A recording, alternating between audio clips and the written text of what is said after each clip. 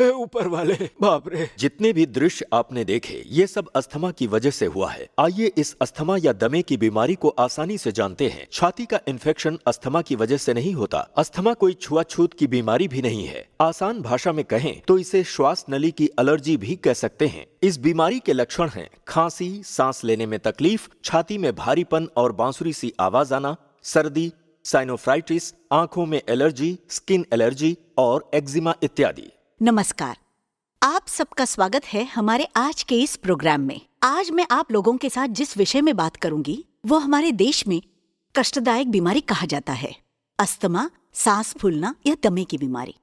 आइए हमारे साथ आज जो विशेषज्ञ हैं उनसे आपका परिचय करवा देती हूँ। नमस्कार। नमस्कार। अच्छा, आप बताइए, सांस लेने में तकलीफ क्यों होती है? श्वास लेने में तकलीफ के बहुत से कारण हैं, जैसे कि अस्थमा, ब्रोंकाइटिस, सर्दी, खांसी, एलर्जी। ऐसे बहुत से कारण से ये हो सकता है। खासकर अस्थमा, जिसे हम दमे की बीमारी बोलते हैं, इस बीमारी से इंसान को बहुत तकलीफ होती है।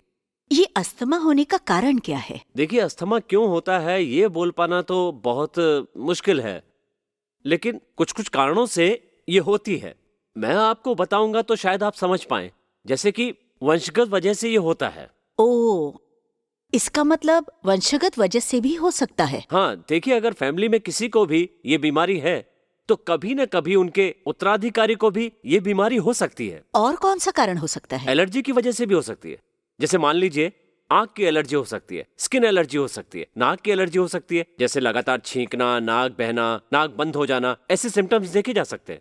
इसका मतलब परिवार में किसी न किसी को ये बीमारी थी या है, तो उनको भी ये बीमारी हो सकती है। सुना है कि बहुतों को डस्ट एलर्जी भी होती है। अच्छा, वो भी क्या इस बीमारी का कारण है? हाँ, ऐसा भी हो सकता है।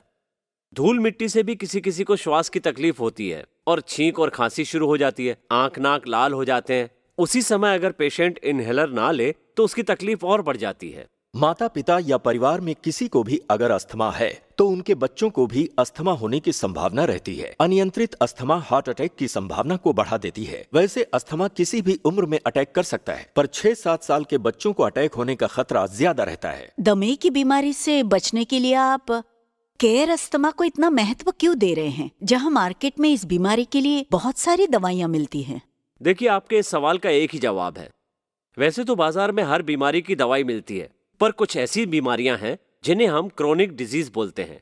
ये सब बीमारियां दवाई लेने से उस समय तो ठीक हो जाती हैं, पर दवाई बंद करते ही उनका प्रभाव फिर से दिखाई पड़ता है। केयर अस्थमा पूरी तरह से आयुर्वेदिक है और सेफ भी है। केयर अस्थमा लेने के साथ साथ अगर कुछ नियम और खाने पीने में कंट्रोल कर सकते हैं तो फिर देखिएगा, आपकी ये दमे की बीमारी या सांस लेने में तकलीफ पूरी तरह ठीक हो जाएगी। इस अस्थमा के चलते बचपन से ही भुगत रहा हूँ।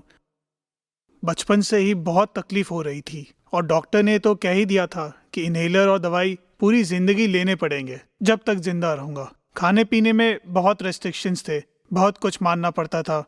जैसे ठंडा तो बिल्कुल नहीं खा सकता था और खट्टा तो बिल्कुल बंद था। क्या बताऊं, थोड़ा भी इधर उधर हो जाए तो अस्थमा अटैक। सांस फूलने लगती थी। ठंडी और बरसात का मौसम आते ही अजीब सा डर बैठ जाता था, शायद फिर अटैक आ जाए। मेरे पापा को बुढ़ापे में अस्थमा था और उसी वजह से मुझे भी हो गई। डॉक्टर ने यही बताया। आप लोगों से सच कहूं, इसे इस्तेमाल करने के बाद ही मुझे तो हल्का महसूस हुआ। पहले तो ऐसा लगता था कि सीने पे कोई बड़ा पत्थर लदा हुआ है। थोड़ा सा चलने से ही हाँफ जाता था और ज्यादा देर तक काम नहीं कर पाता था, और अभी ये सब महसूस ही नहीं होता। सचमुच ये केयर अस्थमा दमे से बीमार लोगों के लिए आयुर्वेद का एक सही इलाज है, 100% इफेक्टिव। ये अस्थमा तो आजकल बच्चों में भी दिखाई देता है। इसका कारण क्या हो सकता है? देखिए, हमारा शहर कंक्रीट से ढका हुआ कह सकते हैं, और खासकर ठंडी के मौसम में डस्ट तो हवा में रहती है। इस धूल के चलते ही बच्चे भी इफेक्टेड हो सकते हैं। इसलिए ऐसे वक्त में हमें चौकन्ना रहना पड़ेगा और सबका ख्याल रखना पड़ेगा। इस मॉडर्न युग में आयुर्वेद भी काफी शोध कर रहा है, इसलिए केयर अस्थमा को एक बेहद प्रभावी दवाई कह सकते हैं। इसमें है बहुत सारे जरूरी हर्ब्स और महत्वपूर्ण जड़ी बूटियां। केयर अस्थमा इतना ज्यादा ऑथेंटिक और प्रभावी है कि अस्थमा से पीड़ित लोग इसे बहुत पसंद करते हैं, क्योंकि केयर अस्थमा मुलेठी, पुदीना, तालिसपत्ता, आंवला, शहद, हल्दी, लौंग, दालचीनी, काली मिर्च, तुलसी, वनाप्सा और अदरक जैसे बहुत सारे वनौषधियों से बना है। केयर अस्थमा की कीमत है सिर्फ 2,150 रुपए। डिलीवरी चार्ज सिर्फ 150 रुपए। अभी ऑर्डर करने के लिए स्क्रीन पर दिए हुए नंबर पर कॉल कीजिए। आयुर्वेद में एक कहावत है, वायु, पित्त और कफ, और जिनके कफ के चांसेस बहुत ज्यादा होते हैं उनको ही अस्थमा होता है, या फिर जिनको ये परेशानी नहीं है उनको भी होता है?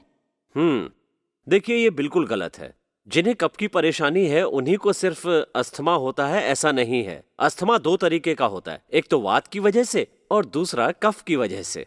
कफ की वजह से जो होता है उसमें छाती से आवाज आती है, सांस लेने में परेशानी होती है, और जो सूखी खांसी होती है या सांस लेने में तकलीफ होती है तो वो वात की वजह से होता है। और एक जो सबसे इम्पोर्टेंट बात है, मैं आयुर्वेद के नजरिए से बोलूंगा, बीमारियों की जड़ जो है वो है हमारी पित्त थैली, मतलब हमारा स्टमक, यानी नीडिन जीआईटी, मतलब हमारी पाचन क्रिया कैसी है इस पर डिपेंड करती है।